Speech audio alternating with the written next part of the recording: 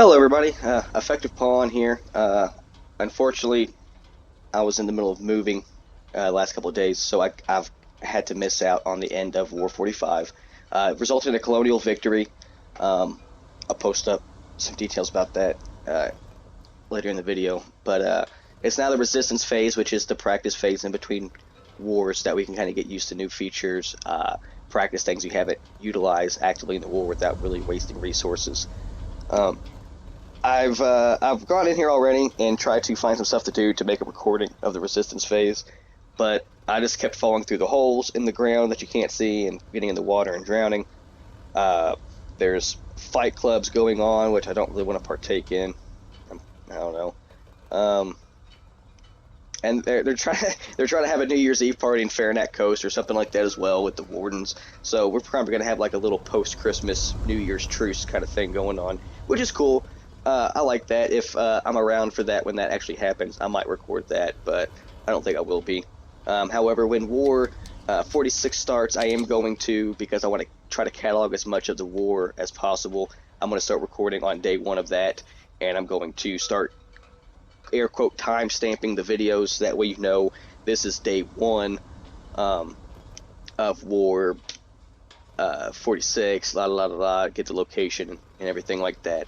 Um, just so you kind of know what's going on. I think providing that context with overlay and text and descriptions in the video will help me cut down on the video time itself. I do like to show as much of the build up to the fighting as possible, just so you kind of understand the scope of everything, because that's just the way Foxhole is set up. It's about the big picture and the perpetual war that you're fighting in and can change the tides of. So I do want to record, what ripples I make that might affect that tide. So again, I'm sorry for the very long videos. I'm going to try to cut those back starting in the next war. If I have to just commit more to editing and cut them up into different parts, I will. If I can just get it down to the more important bits and be a little bit more stricter on my judgment calls with what's important, I'll do that as well. It's definitely a learning thing for me because I haven't really done much recording way back when I was like 14 or something. Me and my friend Patrick, we had a little Minecraft Let's Play thing going, but we ended up working full time the next summer when we turned 15, so we didn't get to finish it. But it's been forever since I've recorded gameplay. I've always wanted to, and I don't know what about Foxhole made me want to record it. I guess it's the sense that I've always been a big fan of history and reading about battles and stuff, and so it's really cool to like affect one myself. The electric big Boogaloo Part 2 hasn't really kicked off yet here in the United States, so unfortunately I have to satiate my wanderlust for combat situations with Foxhole, but I'm okay with it. I play a lot of squad.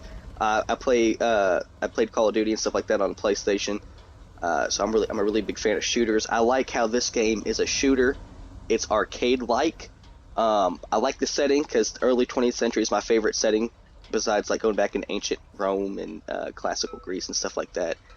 So I really like that, but I also like the strategy aspect of it. How you have to work with a bunch of other strangers to actually accomplish a goal. It's not about just capturing 3 flags and holding it for 10 minutes.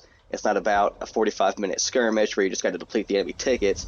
It's a week-long investment where you have to try your best to be actively involved in the war, whether you're running logistics, whether you're manufacturing items, scouting ahead, doing partisan terrorist activities, or you're actually on the front line in a trench, manning a pillbox or whatever. So everybody has a role to play, and everybody has to work together to accomplish the goal. And I mean, that goes about as well as you'd think, honestly. I mean, it's really hard to get things coordinated, but I like that it encourages it. I like that it rewards it. And I like that, it focuses on the big picture, that you were trying to do these things and you have to work with thousands of other people to try to accomplish these things. And I like that better than just a 45-minute battlefield match, a 2-hour squad skirmish, a 10-minute Call of Duty shootout. I like this better. Now, I probably will record me playing other games, but I'm on a kick with Foxhole right now, so I'm probably going to stick with that until I get burnt out. But I just like that I just like that there's always a war. I like that you're able to see how you affect it. And on the same side of that, I also like to go check out other YouTubers after I've posted something and see if they were on the opposite side of the battle, because it's cool to get the enemy perspective after the fight. I would never stream snipe or anything like that. That's horrible. It's no honor whatsoever. I hate that about people. I don't even really like watching streams. I'm not big into streaming. I like just going on YouTube and watching a video that's X amount of time long, and I can pause it at my leisure. So I would go check out like Low Tech Gaming, Crazy Banana. I saw a bear, and other people, smaller YouTubers who are doing Foxhole. Because I really don't want I don't like to mess with the big YouTubers. They don't need my support. They have their followers. Low Tech Gaming and I Saw a Bear are probably the two most popular that I view. But I do like to go if the guys only have like 35 views or anything like that, because they're in the same boat as me. And I feel like class consciousness, man. We gotta stick together as little guys. But it's cool to see Wardens like I Saw a Bear and Low Tech Gaming, to see their perspective of the fight. I think I actually ended up fighting in Marban Hollow against Low Tech Gaming once. I don't think it was actually captured on recording. I think I messed up my recording, or the way I edited it, that part got cut out. But essentially it was just I killed some guys and then he got down in the trench and then killed me. Like, I got killed by Low Tech Gaming, and that's my only claim to fame right now. But I'm gonna take it. But I like seeing the other perspective and trying to put both perspectives together and see the whole thing. Because again, it goes back to that big picture, and it goes back to me being a fan of history and examining past battles and things like that. I really enjoy it. So this game is really perfect for me right now. I mean, I have ADHD or something, and my attention span is like 3 centimeters. So I'll probably go back to playing Squad, or maybe pick up a strategy game like Imperator or something, and maybe record some stuff from that. But I really want to stick with this right now. And like I said, I want to catalog War 46 and show you guys like how it's going. I think that's really neat. And going back to how this game works, it's how I would imagine anarchist communes would form a military. Because the way the game works is you kill people and you do logi and you do damage and stuff like that, and it keeps track of that. But instead of assigning you a level through XP from those actions, you get XP, and it allows you to commend other players. So as good as you do means you get to commend other people, and the idea behind that is by doing good stuff and getting the ability to commend others, other people will see you doing your good deeds and will commend you, and you'll rank up. And there's not really much benefit to ranking up, except that it shows that, hey, I'm active, and then also it lets you put points on I can't do it right now on this map, but it lets you right click and put notes on the map. It says rank 3, but I'm pretty sure I had to be rank 5 to post on the map. So I don't know if that's a typo, if something was changed, I don't know. But it lets you let people know what's going on. But also having that rank, because it shows your rank on your name tag on the game. When you have that rank, newer players who are privates they should be able to, and most cases it seems like are able to reliably follow you, because you are obviously an experienced person. The goal when you spawn in as a newbie is to find the highest ranking individual and put your head up his ass. He'll tell you what to do, where to move, how to eat, when to fucking drink. He'll make sure that you're doing what you need to do, because essentially at that point he becomes there's squads. I'm not going to get into that, but essentially you become an unofficial squad unless you actually form an official one, and he's your squad leader, and he'll instruct you and teach you and show you the ropes and everything. But he also gets you to act like a coordinated unit, like you're playing a small tactics-based game like XCOM or something. At that point, it's still a shooter for him, but when you're in command of a small group of people, you have to utilize those people. So it's really good for new people to go to the experienced players, and it's really good for the experienced players to take up the new guys that come in and show them the ropes, because not only do they get to learn, but you also have a party essentially that you can go and do things with. You can defend, you can attack, you can do partisan activities, you guys can run logi together, you can hook up with other official squads, unofficial squads, whatever you want to do, and coordinate. However, the only incentive to coordinate is win. There's no official command structure. I've seen corporals leading sergeants, I've seen captains being told what to do by fucking sergeants, and of course it goes the other way. The most experienced person makes the calls. But Again, I think it's kind of like an anarchist military, because you will spawn in an area where you're needed.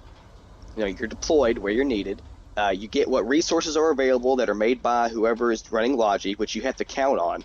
You have to count that somebody's providing you with stuff. You can ask for stuff, but unless somebody's like coordinated and structured, there's no guarantee that stuff's going to make it except for somebody else's goodwill. And you'll need that stuff to hold your line. And so it's really important that you can count on everybody. And sometimes that does fall through. But from my experience, most of the time, surprisingly, it holds up. And like, so you get the supplies, you get deployed, and you fight with whoever's around you for as long as that fighting is happening. And if it gets to a point where you're no longer needed there, or you can't spawn there because of lack of resources, then you get redeployed to somewhere else as needed and repeat the process. There's no official command structure. You're not paid. You don't get XP yourself. You have to go out there and partake in the war and do things and get noticed by other people who will commend you, and that will level you up. And at that point, it is now your responsibility to acknowledge that you're experienced and take other people under your wing and kind of instruct them and guide them and coordinate them. But if somebody doesn't want to listen and they don't listen, you can't, they don't get kicked, they don't get marked. I mean, team killing can get you kicked and stuff like that, but there's no real punishment for just fucking around. Your allies around you might not like you, but there's really no, like, you're not going to get fucking, discharge or nothing. So it's essentially, I imagine this is what it would be if a bunch of anarchists went to war with other anarchists. But I have noticed, I don't know if it's because they use Discord more. I don't know if it's because a lot of them know each other in real life. I don't know what the reason is, but it seems to me that the Wardens are far more centralized and organized than the Colonials are. I don't know if they have dedicated Discord Logi servers or what their situation is over there, but they do seem to be more coordinated with base building, Logi runs, coordinating armor attacks, and things like that. The Colonials, I've noticed, we are pretty good at defending. I hardly ever see us use armor unless we're focusing in other areas of the map. But I was in Marban, I was in Deadlands, I was in Endless Shore, I was in the Godcrofts, I was in Farranac Coast, I was in Lockmore, Land of Mercy, and I did not see many Colonial tanks. I saw a lot of Warden tanks, a lot of half-tracks, but I did not see many of our vehicles. And it seems to me Colonials are mostly infantry. And that mobility makes it real easy for us, I feel like, to get out of an area, and then when the Wardens think it's safe and they move on to somewhere else, go back and take it. I've seen a lot of, like, the Wardens would take, like, over here, they would take Scodio, and we would have Blackwatch. And then while they are going to try to take Blackwatch, we would sneak over here and, like, hit Protoss or Issawa or something that's slightly defended, and take it out. It seems, I don't know why this is, and I could be wrong, this could just be a very war perspective because I don't play a lot, I'm pretty new to it, but it seems like the Colonials are like an actual, like, hit and run insurgent force in the way we conduct warfare, whereas the Wardens really treat it like a mechanized infantry blitzkrieg type thing. I cannot tell you the amount of times I've seen tanks just roll over us. I cannot tell you the amount of times I've seen 3 half-tracks, or I've actually, not the half-tracks, but the troop carriers. They back up, and they have a guy with a machine gun laying down in the back, and they just fucking just tear into you while the rest of the guys run around. It's crazy. And they just seem really coordinated with it. And I think it's cool. I don't know if that speaks to the different minds of the players, their coordination, what tools they utilize. I don't know the difference. I don't know all of those inner workings. I just know what I've seen. And it seems to me like Colonials prefer infantry movement, and they prefer, because like when we was up here, when I was recording in the Godcrofts, we ran up, we went this way, hit Issawa in the ass, and then try to get into Fleece Road. I mean, that's just that, it's like that all the time. Whereas the Wardens will just get like 90 fucking players together at once with like 5 tanks, show up at your fucking doorstep, and just demand they be accepted in this area. They just storm through it. And there's no real fundamental difference, because we get technology about the same time. They have this, like, the tanks are just different style, like it's the same stats and everything. So I have no idea why it turns out that way. I just think it's neat, and if somebody has a different opinion on it, feel free to, I would love to discuss it with you. But that's what it seems like to me. I do wish there's more naval combat. what naval landings we have tried always result in the defenses being way too strong and kicking our ass, which I guess is like, that's realistic, because Normandy was very unlikely to succeed, and we're very lucky it did. And I think the only reason it did is because we lied about, because we tricked them about where we were going. I think if they had been properly prepared, I don't think we would have won Normandy. And so people bitch about, and I was just got done bitching about wanting more naval combat, but I mean, that's realistic. Naval landings are hard. But I don't know, I like it. I enjoy this game. I like the way it flows. I like the way it feels. I like the player-on-player interactions. I like the effects you have on the world. I want to keep playing it and recording it so I can watch myself get better, so I can learn from my mistakes, and so everybody else can see how these wars go. And I think it'd be cool to watch War 45 and War 46 and War 47 and War whatever at War 63, so that I can look back and see how things have gone, and you know, have that experience myself, and through these wars, win or lose, and see how each area plays out. There's people on here who've been playing this game for 3 years and have gone through a lot of changes, but they're definitely more experienced than I am. And I want to catch up. I want to record me catching up, and I think it's cool to see, again, you know, how the wars go. I think that's a big part of it, is the effect you have on the world. And I think that's my favorite thing about Foxhole, is that it's pretty good about visualizing that to you. And despite the fact that there's no real rewards for leveling up, I do like the system they have in place for it. I wish they used to have a way you could reprimand people, like if someone was dicking around or drove a lodgy of your supplies in the river or something, you could reprimand them, and I think that resulted in a lower rank or something like that. But I do wish there was a way that people could be held accountable. However, as an anarchist communist, I personally feel like we don't need that. I think the current commendation system is pretty good. I'm already up to level 8. I haven't been playing long, and I'm level 8. I'm a corporal. And so privates can come to me, and I try to tell privates what to do. And of course, you have dickheads who don't listen, but I mean, it's the internet, so what are you going to do? But if you're not playing this game, I definitely recommend you play it, check it out. Like I said, every time I upload something, I go check out the Wardens gameplay and I think Wardens and Colonials. I like to check his stuff out, and just, you know, see everybody else's perspective and try to put it in a one big scope. And they just did a documentary, community-driven documentary, which I think is really well done, honestly. I mean, it's cheesy, but, you know, what's not, if you really look at the stuff. But it's a really good documentary about the Jade Cove incident, which I think was War 19, which is a while ago. But it's where they had rockets, I'm pretty sure. And I think it's cool that the community could come together and make things like that. And I think it'd be interesting to, at some point, compare videos with other people and like show both sides of the war in a documentary, similar to what they did with Jade Cove, but for each war, to get to a point where you have the resources, the time, and the planning in place to make sure that after each war you can have a video summary with graphics and stuff and show how everything went. If I got to do that my damn self, I will. That's just a lot of work, and I'm a working man, so this is really all I got time for. Like I said, I wanted to record actual gameplay of the Resistance, but I couldn't find anything, so instead I decided to ramble / rant and critique. But I just wanted to give you guys a recap, essentially, of War 45, as we're about to go into War 46 tomorrow, and then we can, once that happens, once that kicks off, I'll start recording. I think I'm probably going to do it like because like you have like real days, it's like a week-long war. However, in game it's like 444 days. So I think I'm probably going to have in real life days and in game days listed separately, so that we're like, hey, this is like real life day 1 of the war, but in the game time it's been like 45 days. You know what I mean? Just so everybody's clear on what's what. But we'll have to see that tomorrow, when the war kicks off and I get to recording that. Like I said, I'm going to try to make a commitment to make this stuff shorter, sweeter, more to the point. No promises, but I'm definitely not going to do another hour-long video. Like I said, if I have to, if I can't find any other way around it, I will split things up into multiple parts, so that way they're shorter, smaller bites to take in.